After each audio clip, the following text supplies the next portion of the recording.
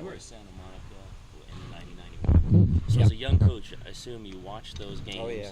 Did you assume that would just go on and be like a great rivalry? And are you surprised 25 years later, not only that you're standing here? Never thought about that because I think rivalries in the conference sense, you expect those to go on forever, but out of conference rivalries, you never know. There was the Boston Celtics, and then that kind of faded. And, so I think there's ebbs and flows to the rivalry. So I didn't really, process that deep into it as a junior college assistant at the time.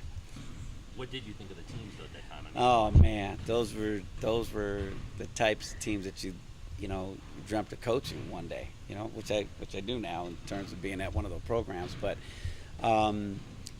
just the athleticism and the depth and the style of play and those were historical games, and just to be able to watch those players, and then those players go on and have fantastic careers in the NBA. So that's what the rivalries are made of, those types of games.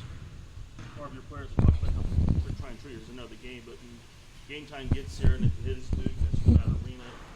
What do you do as coaches as far as trying to, settle them down or keep them, in the mindset you want them? Good question. I think it all comes back down to focusing on the task at hand, not talking too much about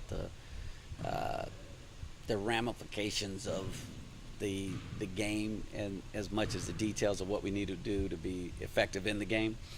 I think anytime you get your emotions, butterflies, going a little bit too hard, sometimes it can be a distraction. I've always felt like the best way to concentrate on having a good game is to concentrate on the details of the game and give them specific things to think about. I'm not going to have to give them the big rah-rah speech. I don't believe. I feel like the community and the media has done that enough for me. So I think I need to just focus on giving them the best chance to be competitive in the game. What kind of opportunity, though, is this for the program? Because no disrespect to the opponents you play, they aren't Duke. Well, I think at the end of the day, it's such a fantastic brand, both UNLV and Duke, that it draws the natural attention of all real basketball aficionados, folks that love the game and have been following the sport for quite some time. You just get those two brands up there together. It's obviously a great opportunity for an upset. It's a great opportunity for our guys to learn and be put in an environment with a sold-out arena at T-Mobile here in Vegas, and all the other benefits that come with it. Again, there's nothing to lose and everything to gain, as you know. But with that being said, we've got to get better, and that's never going to change that mantra until we get into conference. Then it's you want to get better, but you got to win when you get there. Because their two guards can't go over 50% of the shots. I think your way the ASU loss last week helped you guys in terms of preparation on perimeter defense and things that you can do to maybe achieve. Yeah, I think so. Kev, I think what you got is, the ASU game gave us opportunity to look at some of our blemishes, and every game, is you guys have heard me say before, and if you haven't, they're all mutually exclusive. ASU goes out and doesn't play half as well. I think the kid Torn was 0 for 7 against who'd they lose to the next? Purdue. So, it just, you never know what you're going to get. Now, a lot of that was probably Purdue and what they did and how they guarded them. So, you try to steal things and learn from other programs in terms of little tricky things. But our system's in place. We just didn't execute what we've been teaching them, and we've got to do a better job of getting them back to fundamentals in terms of executing our style of play defensively. And as we looked at the film, it was they shot it great. Don't get me wrong. ASU did a fantastic job, but we didn't do a very good job of executing the things that we've put in place so far. You mentioned specific things in the game plan, not giving the game plan away. What sort of things would you be short of a win, be happy with at the end of the day? Just the basic fundamentals of guarding guys off the bounce, how we're going to handle ball screens, keeping Dwayne on the floor and doing things to put our guys in positions to be successful, both offensively and defensively. I mean, the list goes on. There was 7 specific things that we highlighted that we worked on since the ASU game that we felt were the reasons that we came out with such a bad performance. So, again, not taking anything away from ASU's performance that night, but we could have played better, and there were reasons why we didn't. Illness, injury updates, now that you've had a few days off on your Everybody's good to go. Everybody's 100%. That sounded good to say that. Well, we do have some improvements. Chris Clyburn is back on track. I would say he's 90, 95. I'm no doctor, but I know Uche is back and he's playing well. He had a great practice yesterday. Scheckner's feeling better than the last game. I don't know.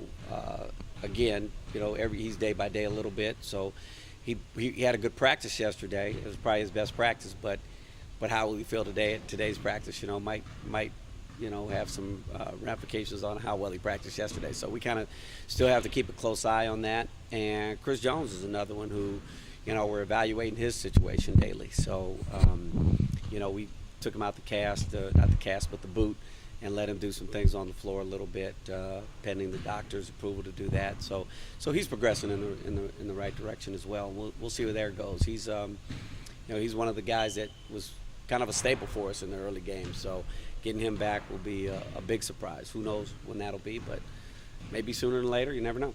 Probably not Duke. Yeah, maybe sooner than later. You never know. What you got for me? You were about to ask something. Have you seen tape the last time Duke and UNLV played, or have you watched it since? I actually watched the game. I haven't watched it other than the highlights, and promotions and when we use it for recruiting and things like that. So I get chills every time I see it. It's just to have the blessing to coach at the university that has that kind of storied history. And some of the best games in the history of the NCAA, UNLV, the Running Rebels, were a part of. So it's a I'm getting goosebumps right now. You can't see it because I got sweats, but no, it's a fantastic story, and so we're happy to be a part of it. Marvin, you see what Krzyzewski's done by winning when guys stayed 3 and 4 years, and now he's winning when guys often don't. What does that say about him, his ability to adapt? Best coach in the NCAA. He's got the most wins, and he's got one of the most storied programs in history. So he's going to adjust. He's going to adjust to being a college coach and then coaching pros to world championships. He's one of those guys that he's like E.F. Hutton. When he speaks, everybody listens. And I just date myself there. I probably did a little bit, but that's all right. So you understood. Well, as long as you got it, you were asking questions. So yeah, no, he's he's the best, man. And I consider us friends and associates, and I go listen to him speak from time to time, or we hook up in New York at some events that he does from time to time. So I'm happy to say that I know him as a friend, and he's a legend, living legend. Early setup for the game the other night. For sure, college basketball is better when you're rebuilding now. When you think back on how the city responded, is that kind of like your long-term vision when you think about what this could be coming in?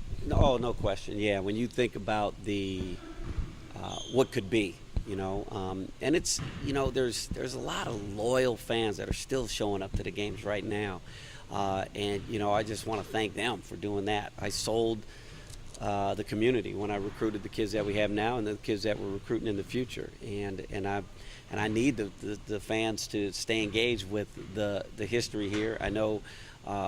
It's quite often it's about winning, but this is one of those places where the old saying is, if you win, they will come. That's actually true here. So I feel like we need to keep doing the right things to get victories, but at the same time do it the right way so we can engage the community at a high level. I've been in Vegas when things were good, and it's nothing like it. It's one of the best college towns in America.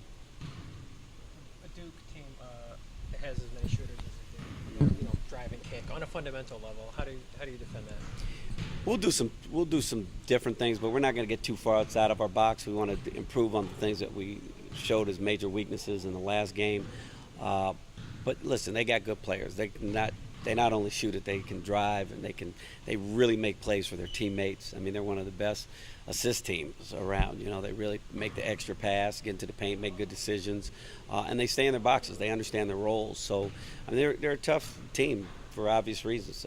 They've got great players, and it all starts with getting talented players, and then you add a talented living legend coach, and you got a great opportunity to go in and compete against them. So I think there's some technical things that we can do a little bit differently, but we're not going to get too far outside of our box in terms of identifying who we are and being who we have to be when conference time rolls around. All right, great. Thanks, guys. Thanks, Marv. Ready.